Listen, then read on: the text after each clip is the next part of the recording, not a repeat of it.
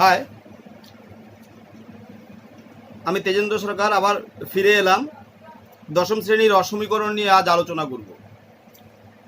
তো তার আগে একটি কথা, যে আমার ফেসবুকে যে স্কুল লেভেল ম্যাথমেটিক্স গ্রুপটি আছে, এটির মধ্যে আমি সমস্ত তথ্য আমি দিয়ে যাব।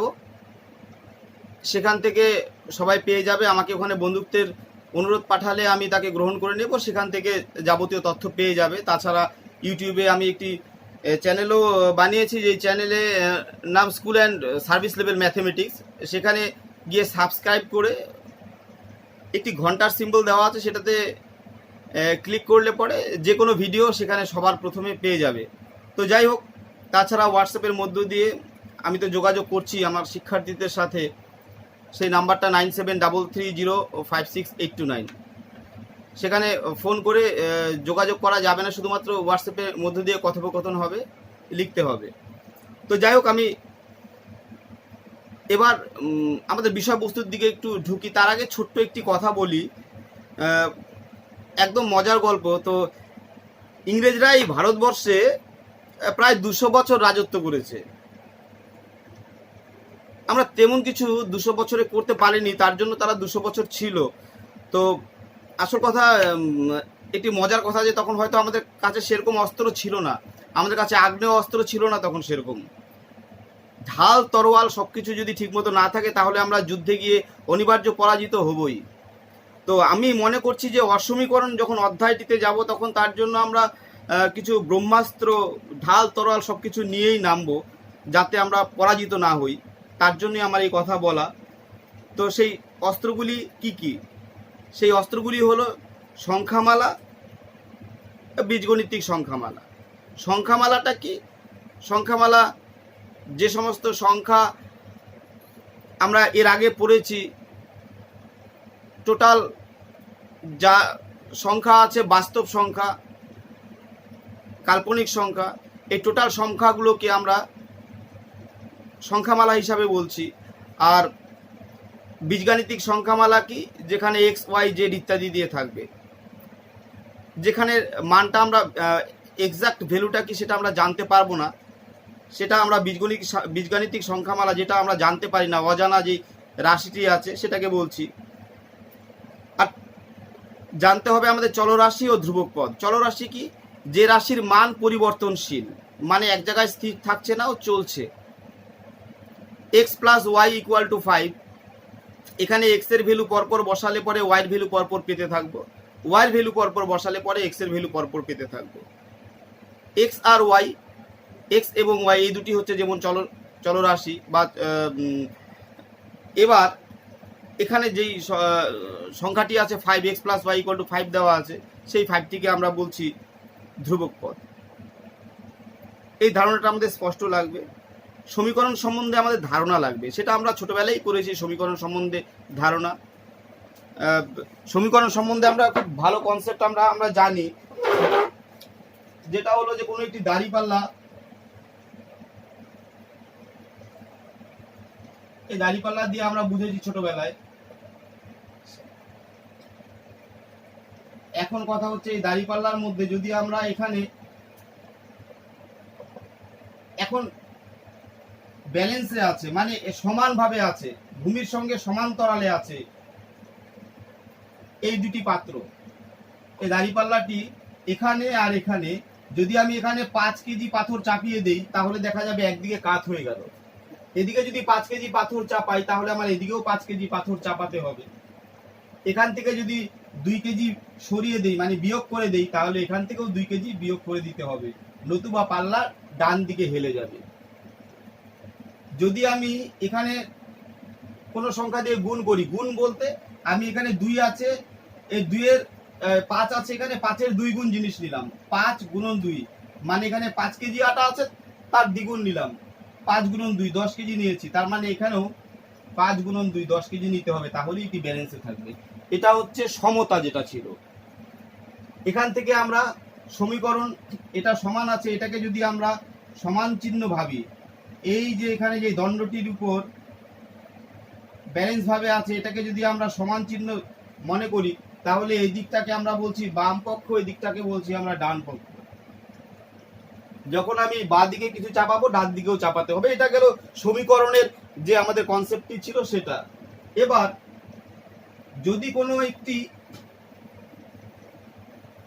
যদি কোনো ক্ষেত্রে দেখতে পাচ্ছি যে কোনো একটি সংখ্যা দেওয়া আছে 3/7, এরকম ভাবে দেওয়া আছে, তার মানে 3/7 মানে কি? আসল ঘটনাটা কি? আসল ঘটনাটা হচ্ছে কোনো একটি লাঠি বা কোনো একটি দণ্ড বা কোনো যা কিছু হোক না কেন, তাকে যদি আমরা 7টা টুকরা করি, যদি আমরা 7খানা টুকরো করি, যদি আমরা 1 2 3 4 5 6 7 7খানা টুকরো করি যদি কোনো একটি লাঠিকে, তার 3 ভাগ নিয়ে নিয়েছি। 7/3 মানে কোনো একটি দ্রব্য বা কোনো একটি জিনিস বা কোনো একটি বস্তুর 7 ভাগের 3 ভাগ। তো এখন কথা হচ্ছে এটিকে যদি আমরা উল্টায় লিখি, উল্টে দেই যদি, তাহলে উপরে 7 নিচে 3, তখন কি পাচ্ছি? তখন একে যদি আমরা ভাগ করি তাহলে 3 দুগুণে 6 এটা পাচ্ছি, মানে 2 পূর্ণ 1/3, মানে 2 হয়ে যাওয়ার পরে, 2 চলে যাওয়ার পরে 1/3, সেটাকে আমরা সংখ্যা রেখায় স্থাপন করেছি ছোটবেলায়, মানে ক্লাস 9-এ, তখন ছোটই ছিলাম যদিও। তো যাই হোক, 9-এ আমরা স্থাপন করেছি। এখানে আছে 1 2 3 4 5 এরকম করে করে সংখ্যাগুলি আছে। তার মানে 1 2, সরি এখানে 0 আছে, 1 ঘর গেল, 2 ঘর গেল, 2 ঘর যাওয়ার পরে 3 ভাগের 1 ভাগ, এইটুকু জায়গাকে 3 ভাগ করছি আমরা, 3 ভাগের 1 ভাগ, মানে এই স্থানটায় আছে 2 পূর্ণ 1/3।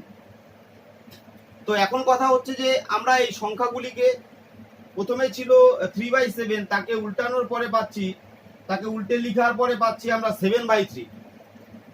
তার মানে এই সংখ্যা যা আছে তার থেকে বড় হয়ে গেল এখানে।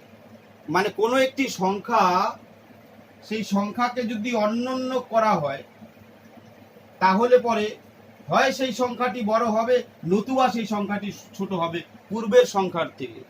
একের ক্ষেত্রে হবে না, একের ক্ষেত্রে, শূন্যের ক্ষেত্রে এটা অন্য গল্প হবে। আমি যেরকম বলছি x/y, এর অন্যকে লিখতে পাচ্ছি আমরা y/x। হয়তো হাফ আছে, তাকে যদি অনন্য করি তাহলে 2 পাবো। এটি ছোট ছিল, এটি বড় হয়ে গেল অনন্য করলে। এটা অনন্যকের গল্প গেল। এবার আমাদের অনন্যকের ধারণা গেল, সমাধান সম্পর্কে হালকা ধারণা আসলো, আমাদের চলরাশি ধ্রুবক পদ সম্বন্ধে ধারণা এসেছে, বীজগাণিতিক সংখ্যামালা, বীজগাণিতিক সংখ্যা সম্বন্ধে হালকা ধারণা এসেছে। এবার আমরা ক্লাস 9-এ করেছি, আমরা অক্ষের ধারণা আমরা করেছি, x ও x ড্যাশ অক্ষ, y ও y ড্যাশ অক্ষ, এই ধারণা আমরা করেছি। এখন ছক কাগজের ধারণাও আমাদের আছে। এবার আমাদের সমীকরণের, যে কোনো সমীকরণ দেওয়া আছে, সেই সমীকরণের ক্ষেত্রে, শুধুমাত্র সমীকরণের ক্ষেত্রে একটি সিম্বলই ব্যবহার করা হচ্ছে। সমীকরণের ক্ষেত্রে একটি সিম্বলই ব্যবহার করা হচ্ছে, সেটা সমান চিহ্ন। আর এখন আমরা যেই অধ্যায়ে যাচ্ছি সেটি 10ম শ্রেণীর গণিতেরই একটি শাখা, যেটি অসমীকরণ। এই অসমীকরণ মানে যেটি সমীকরণই হবে না, পরিষ্কার কথা। সেই অসমীকরণ কি জিনিস? কয়েকটি চিহ্ন আছে অসমতা, সেটি হলো গ্রেটার দেন, অথবা লেস দেন, অথবা গ্রেটার দেন ইকুয়াল টু, অথবা লেস দেন ইকুয়াল টু, অথবা নট গ্রেটার দেন, অথবা নট লেস দেন।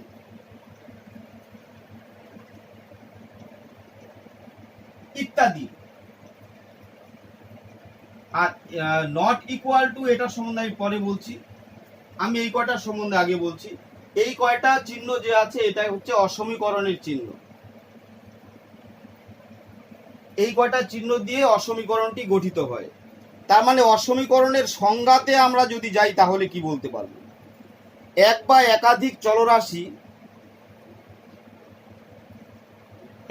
একাধিক চলরাশি যদি দুটি সংখ্যামালা বিশিষ্ট হয় এবং তা যদি একটি নির্দিষ্ট অসমতার চিহ্ন দ্বারা সম্পর্কিত থাকে, তবে ওই সম্পর্কটিকে অসমীকরণ বলছি। তার মানে এক বা একাধিক চলরাশি দ্বারা দুটি সংখ্যামালা যদি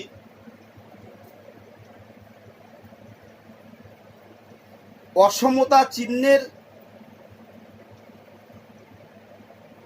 যতগুলো দেওয়া ছিল তার যে কোনো একটি চিহ্নের সঙ্গে সম্পর্কিত থাকে, তাহলে সেই সম্পর্কটিকে অসমীকরণ বলে। তো সেই অসমীকরণটি একটি উদাহরণ আমি দিচ্ছি। x প্লাস ওয়াই,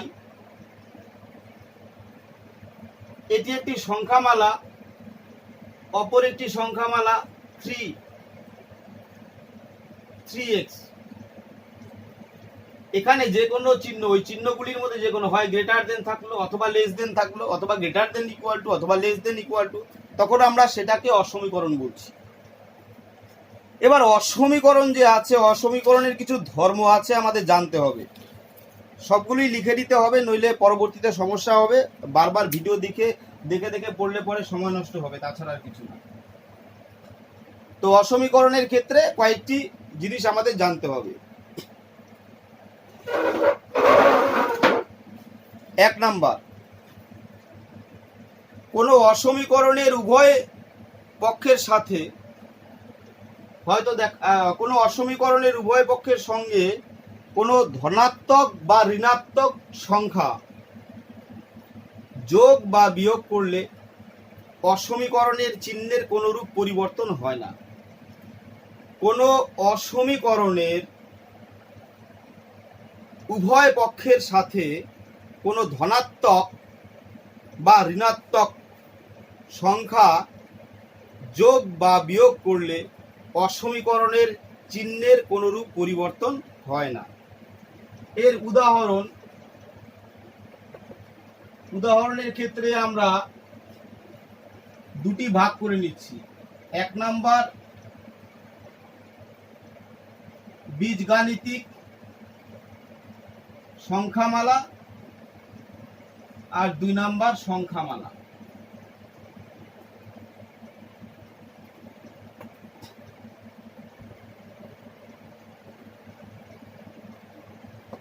বীজগাণিতিক সংখ্যামালা ও সংখ্যামালা। বীজগাণিতিক সংখ্যামালার ক্ষেত্রে কি লিখতে পারি আমরা? বীজগাণিতিক সংখ্যামালার ক্ষেত্রে লিখতে পারি, হয়তো দেখো x plus y greater than 5, greater than 5 না, গ্রেটার দেন p। এবার উভয় পক্ষকে যদি আমরা 2 দিয়ে গুণ করি, 2 যদি উভয় পক্ষের সঙ্গে যদি 2 যোগ করি, বা 2 জায়গায় মনে করি c যোগ করলাম, x plus y plus c যদি করি, p প্লাস c, এটা হবে। তখন গ্রেটার দেন চিহ্নটাই কিন্তু থাকবে, পরিবর্তন হবে না। এবার সংখ্যামালার ক্ষেত্রে দিচ্ছি, যেরকম 3 গ্রেটার দেন 2 আছে। এবার উভয় পক্ষ থেকে যদি আমি -2, যদি উভয় পক্ষে -2 যোগ করি, তাহলে কি পাবো? 3 প্লাস -2 এদিকেও যোগ করলাম, -2 এদিকেও যোগ করলাম, 1 গ্রেটার দেন 2 চলে গেল 0। এখানেও সত্য, মানে 3 গ্রেটার দেন 2, এখানে 1 গ্রেটার দেন 0। তার মানে চিহ্নের পরিবর্তন হয় নাই, ঠিকই আছে। এদিকটা বড়, এদিকটা ছোটই আছে। এবার 1 নাম্বার গেল। 2 নম্বর হচ্ছে কোনো অসমীকরণের উভয় পক্ষকে কোনো ধনাত্মক সংখ্যা দ্বারা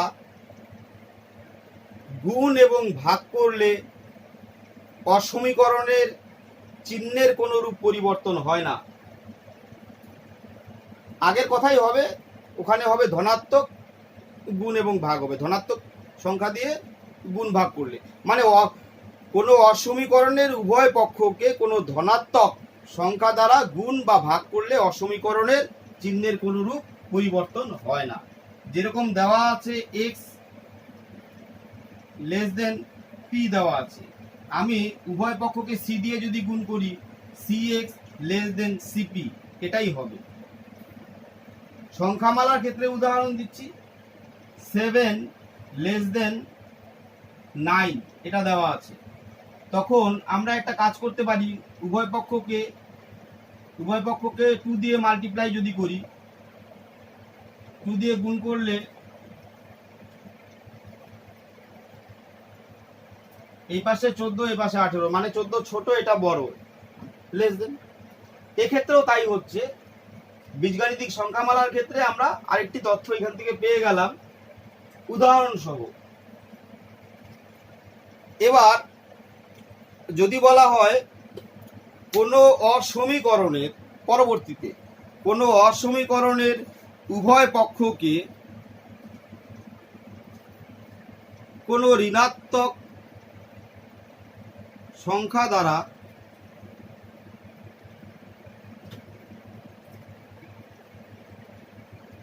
যদি গুণ বা ভাগ করা হয় তাহলে অসমীকরণের চিহ্নের পরিবর্তন হয়।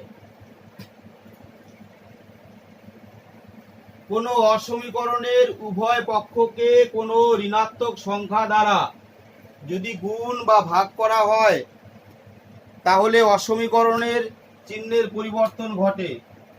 পি গ্রেটার দেন সি আছে, উভয় পক্ষকে আমরা মাইনাস এ দিয়ে গুণ করেছি, তখন এই চিহ্নটা মাইনাস লেস দেন হয়ে যাবে, minus AP less than AC. একটি উদাহরণ দিচ্ছি, যেরকম আমরা জানি -3 লেস দেন 5, এটা আমরা জানি -3 ছোট 5 বড়। এবার উভয় পক্ষকে যদি -2 দিয়ে গুণ করি, -3 -2 less than 5 into -2 equal to 6, এই চিহ্নটা পরে দিচ্ছি, ইকুয়াল টু -10। আমরা দেখতে পাচ্ছি এদিকে 6 এদিকে -10, তার মানে এটা বড় হয়ে গেল, এটা ছোট, তার মানে চিহ্নের পরিবর্তন ঘটলো। এটা ছিল গ্রেটার দেন, এটা লেস দেন। আমরা উদাহরণ সহকারে বুঝলাম সংখ্যামালার উদাহরণ দিয়ে। এবার কোনো অসমীকরণের উভয় পক্ষকে অন্যন্য করলে অসমীকরণের চিহ্নের পরিবর্তন হয়।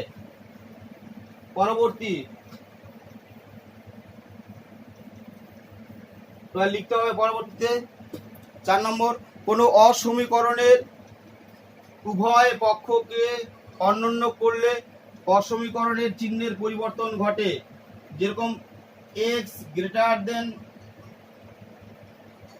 এম দেওয়া আছে, তখন এটাকে যদি অন্যন্য করি তাহলে 1/x লেস দেন 1/m হবে। উদাহরণ যেরকম হাফ গ্রেটার দেন 1/5, মানে 2 ভাগের 1 ভাগ বড় 5 ভাগের 1 ভাগ থেকে। এবার এটাকে যদি অন্যন্য করি, এটাকে উল্টায় দিলে 2, এটা 5, তখন দেখতে পাচ্ছি এটা ছোট হয়ে গেল, এটা বড় হয়ে গেল, এটা হয়ে যাবে লেস দেন। এবার আমাদের আরো কিছু ধারণা নিতে হবে, সেই ধারণাটি আমি বলছি। এই কটা জিনিস নোট ডাউন করতে হবে খাতায়, যে কটা বলেছি এগুলো মনে রাখলে অসমীকরণের কোনো সমস্যাই হবে না।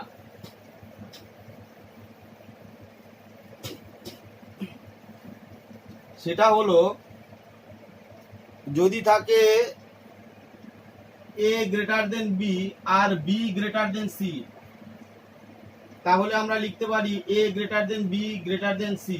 যেমন যেমন 2,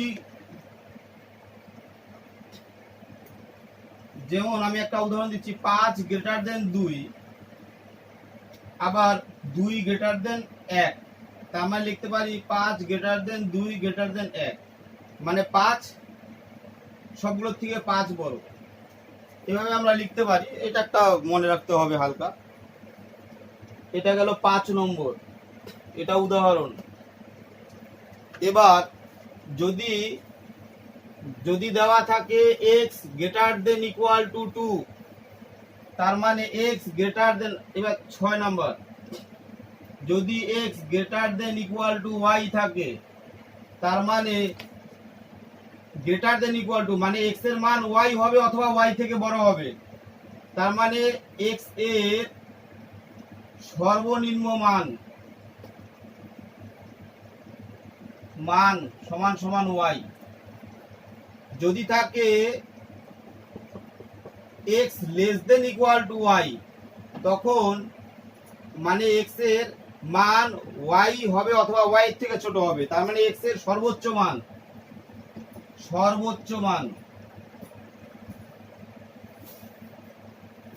x এর সর্বোচ্চ মান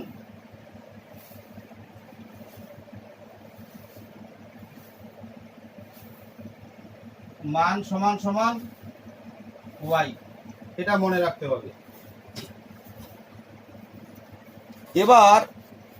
এবার আমরা অঙ্কে যাব। এই কয়টা ধর্ম দিয়ে আমাদের অঙ্কে যেতে হবে, তো কিভাবে যাব সেটা নিয়ে একটু আলোচনা করছি।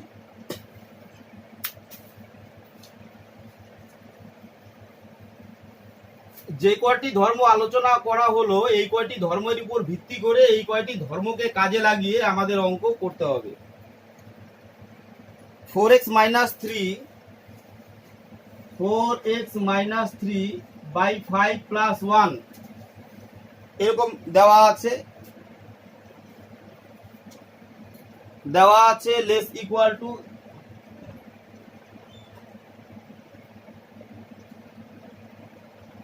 6x বাই 7 এরকম দেওয়া আছে। বললো সমাধান অঞ্চল নির্ণয় করতে, তাহলে আমরা কি করে করব?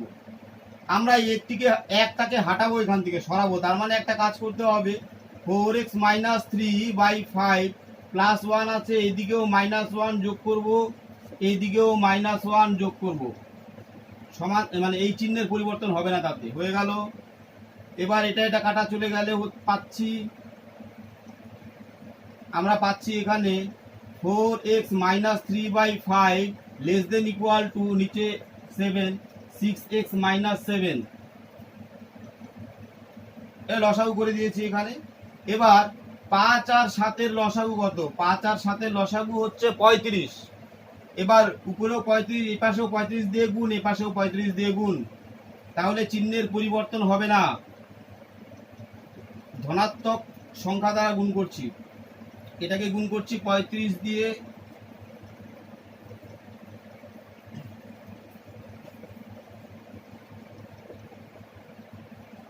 এটাকেও গুণ করছি 35 দিয়ে, তাহলে পাচ্ছি এখানে 7, এখানে পাচ্ছি 5, গুণ করলে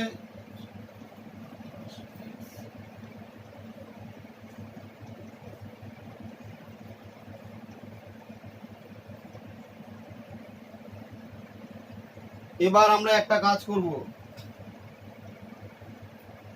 28x, এই পাশে x গুলো বাঁ দিকে আনবো। কি করে আনবো? 28x আছে, এখানে -30x যোগ করব, এদিকেও -30x যোগ করব, তখন এটা কাটা চলে যাবে।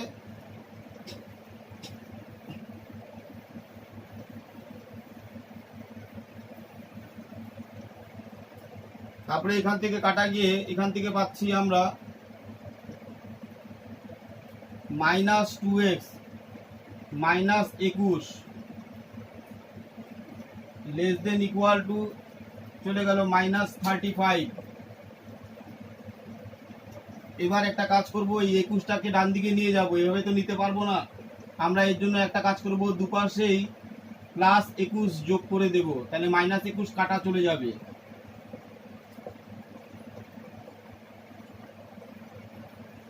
এখানে পাচ্ছি -2x লেস ইকুয়াল টু, এখান থেকে বিয়োগ করে দিয়েছি মাইনাস, এটা পেলাম।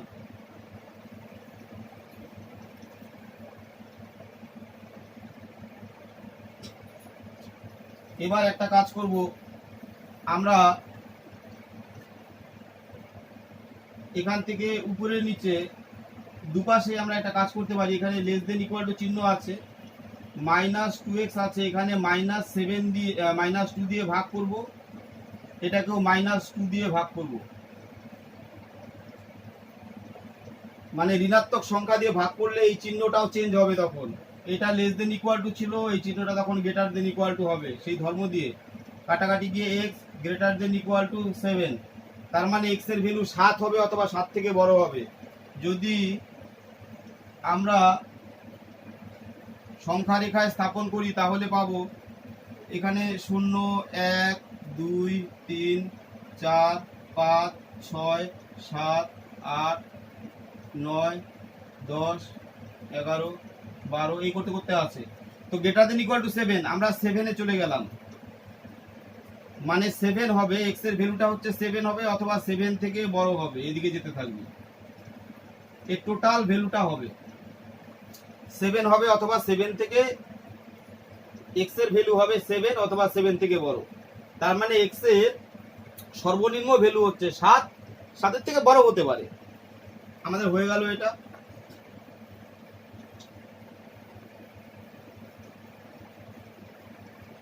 এবার বলল দুটি সমীকরণ দিয়ে বলল সেই সমীকরণ দুটির সমাধান অঞ্চল নির্ণয় করো। সেই সমীকরণ দুটি অসমীকরণ।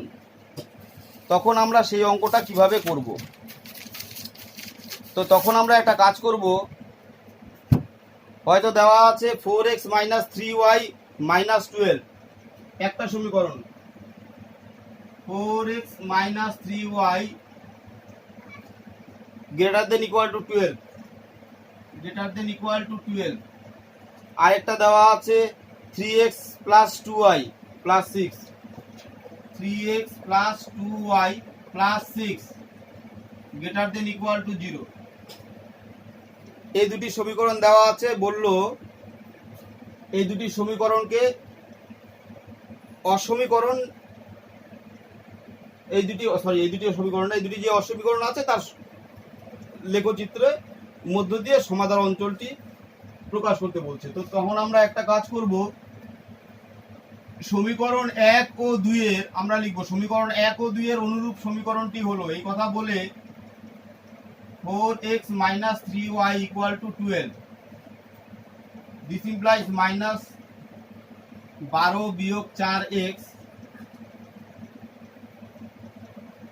y = 12 - 4x by -3, এটা 3 নাম্বার। আবার এটার থেকে লিখব 3, এটার থেকে আমরা ডাইরেক্ট লিখতে পারি আমরা 2y = -3x - 6, y = -3x - 6 by 2, এটাকে 4 নাম্বার দিয়ে দিব। এইবার এই সমীকরণ দুটির তালিকা নির্ণয় করব আমরা।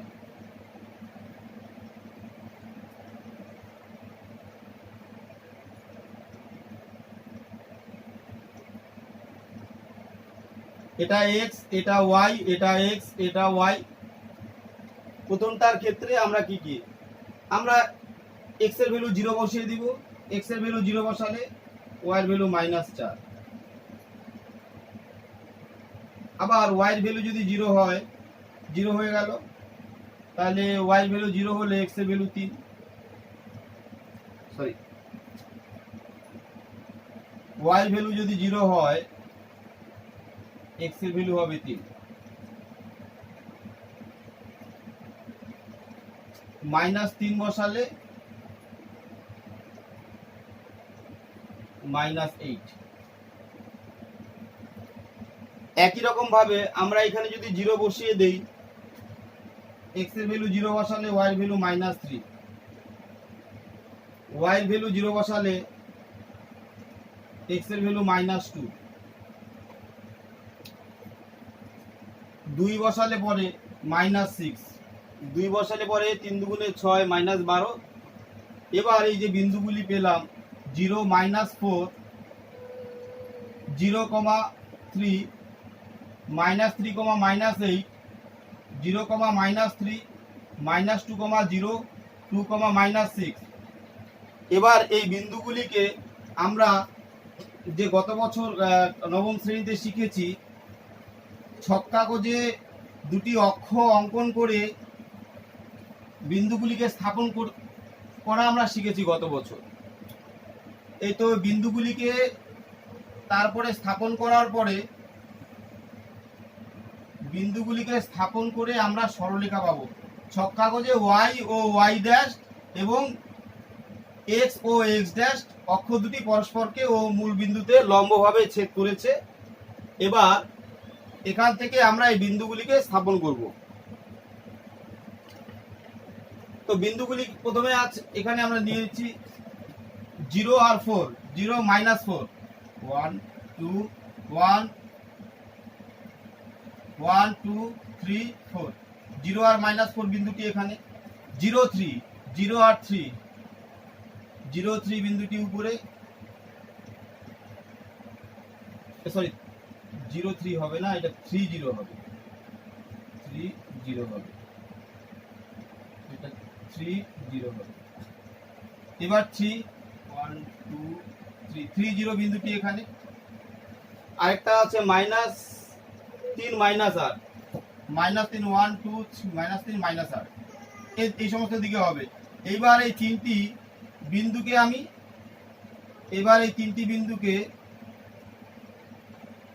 তিনটি বিন্দুকে যোগ করে দিলাম, সেই সরলরেখাটা নাম দিয়েছি এবি। একই রকম ভাবে আবার 0 -3 বিন্দুটি আছে, 0 -3, 0 এখানে -3 নিচের দিকে। এবার -2 0, তারপরে 2 -6, 2 -6, 2 -6, 2 -6 বিন্দুটি পেয়ে গেলাম। এবার এই তিনটি বিন্দু দিয়ে আবার অপর একটি সরলরেখা দিক দিয়ে যাচ্ছে। তো তখন দেখতে পাচ্ছি আমরা এই সরলরেখাটার নাম দিয়েছি সিডি। প্রথম সরলরেখাটি দেওয়া আছে greater than equal two 0, greater than equal two 0 মানে যেই সমীকরণটি দেওয়া আছে 4x - 3y - 12 greater than equal two 0 মানে শূন্যের থেকে বড় হবে। তার মানে প্রথম সমীকরণটির এপাশ থেকে যদি টোটাল সমাধান অঞ্চলটি হবে এইদিকে, মানে শূন্যের দিকে যাবে না, শূন্যের উল্টা দিকে যাবে, গ্রেটার দেন ইকুয়াল টু 0। এদিকে শূন্য আছে, এদিকে যাবে না, এর উল্টা দিকে চলে যাচ্ছে। হয়তো দেখা গেল এখানে একটি রড আছে, সেই রডের এই পাশ থেকে টর্চ মারলে এইদিকে শ্যাডোটা চলে যাচ্ছে। আবার একই রকম ভাবে অপর একটি সরলরেখা, সেই সরলরেখাটিও গ্রেটার দেন ইকুয়াল টু 0।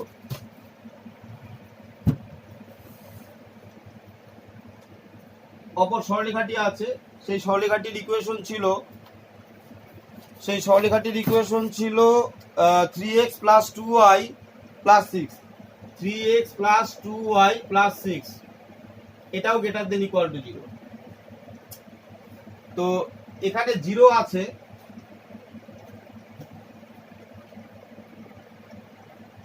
এদিকে গেলে ঋণাত্মক দিকে চলে যাচ্ছে, 0 থেকে ছোট আছে, 0 থেকে বড়, মানে 0 পার করে যাচ্ছে, ক্রস করে।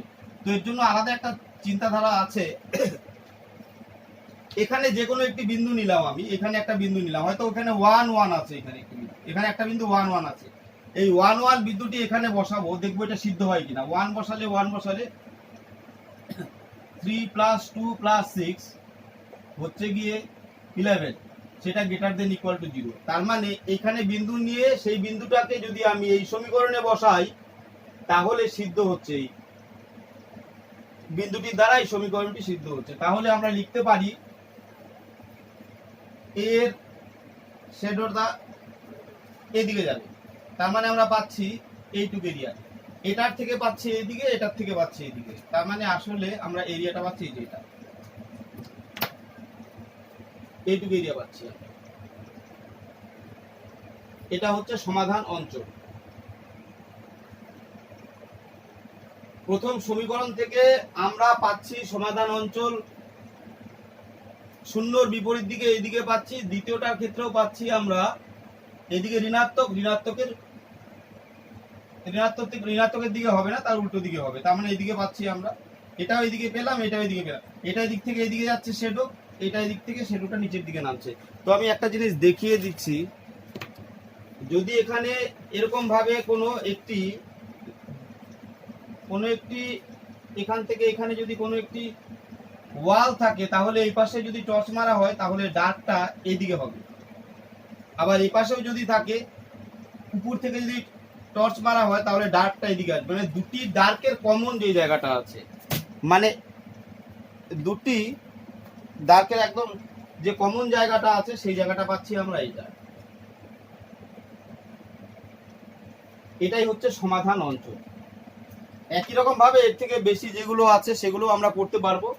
তো প্রথমে আমাদের জানতে হবে অসমীকরণটা থেকে কিভাবে আমরা এই রূপে আনবো, যেটা আমরা 9-এ শিখেছি। তারপরে মেইন জিনিস হচ্ছে এটা হচ্ছে যে শূন্য আছে এখানে, সেটা কোন দিকে যাবে, মানে শূন্যের উল্টা দিকে যাচ্ছে যেহেতু এটা দিকে।